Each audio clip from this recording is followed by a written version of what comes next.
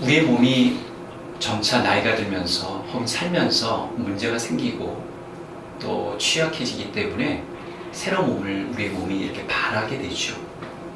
앞선 에피소드에서 저는 우리의 몸은 아플수록 고통을 치를수록 새로운 몸을 입기를 원한다, 바란다, 아우성친다 라고 말씀드린 적이 있습니다. 이렇듯 몸이 망가지기에 새 몸을 바라게 되듯 우리의 정신을 지배하는 두뇌도 새로워지기를 바라고 있는 것이죠. 두뇌. 두뇌하면 무엇이 떠오르십니까? 생각하는 힘이죠. 판단하는 힘입니다. 근데 문제는 비상이 걸리고 있습니다. 기억하는 힘도 포함되겠네요. 언제부터인가 사람이 탈을 쓰고서 어떻게 저럴 수 있을까 하는 탄식이 절로 나오게 만드는 오르내리로 있는 이들을 우리는 기억하고 있습니다.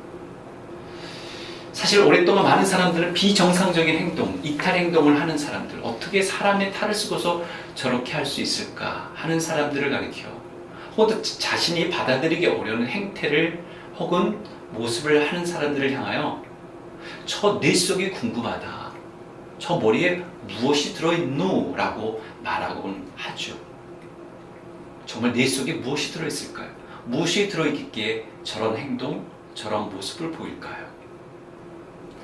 여러분, 유영철, 강호순, 김길태, 이 사람들의 공통점이 무엇입니까? 흉악범들이죠. 연쇄살인범들입니다.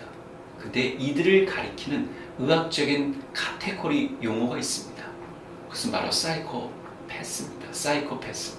아마도 1세기 전만 해도 이런 유형의 용어들이 등장하지 못했을 텐데 이제는 사회 곳곳에서 이런 사람들이 등장하고 있습니다. 사이코패스. 슈쇼패스도 있는 것이죠. 사회 부적응에 따른 흉악한 행위를 할 수 있는 잠재적인 사람들 혹은 또 실제로 행하는 사람들이요. 이런 사이코패스들에 대한 의학적인 보고나 진단들은 거의 공통점을 이루고 있습니다. 문제는 그들의 뇌에 있는 문제입니다. 뇌에 그들의 문제가 있다. 그러니까 사이코패스에 나타나는 이 감정 기능의 저하 혹은 장애는요, 편도체 혹은 전전두엽, 즉 앞쪽 뇌죠, 의 장애로 보는 시각이 있습니다. 어떻게 저렇게 큰 과오, 잘못 혹은 범죄를 졌음에도 불구하고 감정의 미동이 없을까? 보통의 사람의 생각과 마음과 정서는 이해되지 못하는 것인데 문제는 두뇌에 문제가 있다. 이 두뇌 장애가 있기 때문이다 라고 보는 관측이 큽니다. 넓죠. 전문가에 따른 사이코패스는 뇌 기능의 구조적 이상으로 일반적인 감정의 인지 능력이 부족하고요. 그리고 대신 분노를 인지하는 데는 뛰어난 능력을 보이는 것이죠. 그러니까 분노를 조절하지 못함에 따라서 분노에 따른 행위가 이제 수반다 싶습니다. 문제는 사이코패스나 그런 류에 육박하는 사람들의 출현으로 인하여 그들의 행태로 인하여 사회가 불안해진다는 것이죠. 만인에 대한 만인의 그저 가해라고 할까요? 그런 두려움 가운데 살게 됩니다. 그래서 이제는 평범한 사람들도 자신들뿐만 아니라 가족들처럼 가까운 이웃에게조차도 유심의 눈초리를 잠재울 수 없는 사회 속에 살게 만드는 것이죠.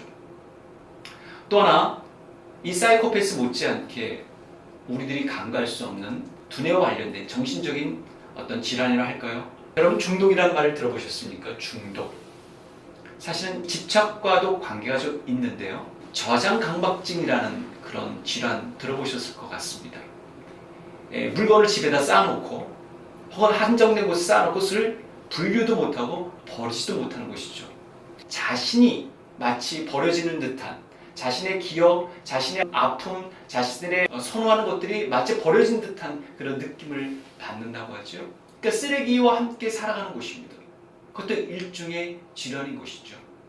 근데 그런 집착이요, 사실은 집착의 또 다른 얼굴은 중독이라고도 말할 수가 있습니다. 그래서 이 중독은요, 치료를 받아야 되는 것입니다. 특히 중독하면 도박 떠오르지 않습니까? 알코올 떠오르지 않으시나요? 평생 관리가 중요하다고 전문가들이 모으는 이유는 이 중독이 자신의 삶에 큰 영향을 끼치고 있기 때문에 그렇습니다. 저장강박증이 자신의 삶만 피폐하게 만드는 것이 아니라 가족들, 이웃 삶도 피폐하게 만들 듯 이 중독에 걸린 이들도 자신의 삶뿐만 아니라 이웃의 삶조차도 어렵게 만들기 때문에 관리가 필요한 것이죠. 대처가 필요한 것이죠. 사람들은 왜 도박에 빠질까? 이 도박에는 중독에 빠질까? 의사들은요, 도파민이라는 물질 때문이라고 설명해주고 있습니다. 도파민은요, 예를 들면 어떤 일을 막 끝까지 막 완수했을 때, 가령 예를 들면 경주자가 마라톤을 완수했을 때, 그때 그 순간, 그죠? 성취했을 때 분비되는 호르몬이라고 합니다. 그러니까 극한의 승부가 오가는 이 도박의 세계, 그 장소에서 도박 없이는 도파민 분비가 잘 안 되는 중독 상태에 이르는 것이죠. 그러니까 도파민 분비를 유발하는 도박을 필요로 하겠습니다. 그래서 사람들은 도박에 빠져 도박이 사람을 삼키는 일이 생겨버리게 되는 것이죠. 마치 처음에는 사람이 술을 먹고 또 그러다가 술을 먹고 술이 사람을 먹듯이 이 중독은 결국 그 어떤 행동이 처음에는 사람이 그것을 시작하지만 행동이 행동을 낳고 행동이 사람을 지배하는 그런 결과에 다다르게 만듭니다. 다시 또 들어가서 우리의 두뇌는요, 새로워지기를 간절히 바라고 있습니다. 우리의 몸이 새로워지기를 바라고 있습니다. 어떻게 하면 우리의 두뇌가 새로워질 수 있을까요? 어떻게 하면 우리의 몸이 새로워질 수 있을까요? 기독교 신앙은 우리의 두뇌도 새로워질 수 있다고 얘기해주고 있습니다. 우리의 두뇌도 이 집착과 중독으로부터 벗어날 수 있는 길을 제시해주고 있습니다. 기독교 신앙은 우리의 영, 육, 혼, 이 모든 것들과 관계가 있는 매우 중요한 지침을 제시해주고 있습니다. 궁금하시면 이와 관련된 에피소드를 클릭해 주시면 될 것 같습니다. 감사합니다.